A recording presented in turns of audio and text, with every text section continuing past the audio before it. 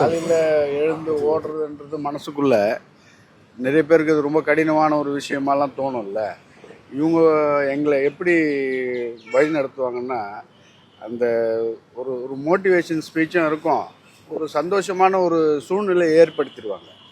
அது என்னென்னா, இவ்வளோ வருஷம் ஒரு 10 வருஷம் அவங்களோட ட்ராவல் பண்ணும்போது அந்த ஒரு மனநிலையே இருக்காது. என்னடா இது, இந்த மலையில் ஏற போகிறோமா, ஐயோ அந்த வெயிலில் ஓட போகிறோமா, அப்படி இருக்காது. வண்டியை விட்டு இறங்கணுன்னு நீங்கள் நல்லா ஓடுறீங்க, அருமையாக பண்ணுறீங்கன்னும் போது அந்த மோட்டிவேஷன் வந்து இந்த மாதிரி ஒரு வாத்தியார் யாருக்குமே கிடைக்க மாட்டாங்க. அந்த அளவுக்கு எங்களுக்கு ஏன்னா போலீஸ் மிலிட்ரிக்கு போகிறதுக்கு முன்னாடி சாப்பிட்ட ஒரு மாதம் டெய்லி வாக்கிங் கூட சரியாயிடும் எல்லாம்.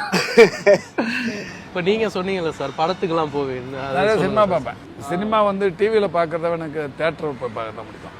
தேட்டர்லேயும் கூட நிறைய இந்த பிரத்யேகமாக போட்டு பார்க்குறதுலாம் இல்லை, ஆடியன்ஸோட பார்க்குறது தான் பிடிக்கும். நீங்க சொன்ன அதுக்கு கூட இது பதில் அதான் சினிமான்னு சொல்லிட்டீங்க, அதான் கேட்கலாம்னு வச்சிருந்தோம். உங்களுக்கு ஜனநாயகனா பராசக்தியா சார்?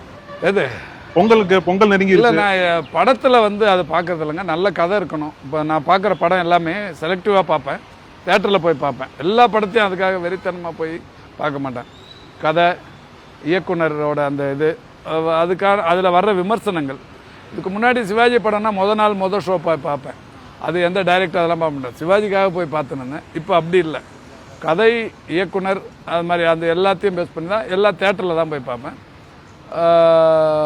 எனக்கு தெரிஞ்சு இப்போ ஜனநாயகன் வந்து சினிமாவாக எடுக்கப்படல, அது அரசியலாக எடுக்கப்பட்டிருக்குங்கிறது தெரிஞ்ச விஷயம். நக்கீரன் கோபால் சார் வந்து ஒரு நல்ல ஒரு செய்தி ஒன்று சொல்லியிருந்தார். சமீபத்தில் நடந்த அவருடைய பரப்புரை எல்லாமே கூட ஷூட்டிங் பயன்படுத்துறதுக்காகத்தான் அந்த மக்களை வந்து ரொம்ப அடர்த்தியாக அடக்கி வச்சாங்க அப்படிங்கிற மாதிரி. அதுக்கப்புறம் அந்த படத்தை எனக்கு பார்க்குறதுக்கு மைண்ட் வராதில்ல. ஏற்கனவே விஜய் படத்தை பார்த்துருந்தாலும் கூட இந்த படத்தை பார்க்குறது இந்த நோக்கத்துக்காக தான் அதை ஷூட் பண்ணாங்க, இல்லை அவர் பரப்புரை மேற்கொண்டாருன்றதை அந்த படம் பார்க்குறதுக்கு எனக்கு மைண்ட் வராது. நீங்கள் சொன்ன மாதிரி பராசக்திங்கிற பேருக்காகவே அந்த படத்தை பார்க்க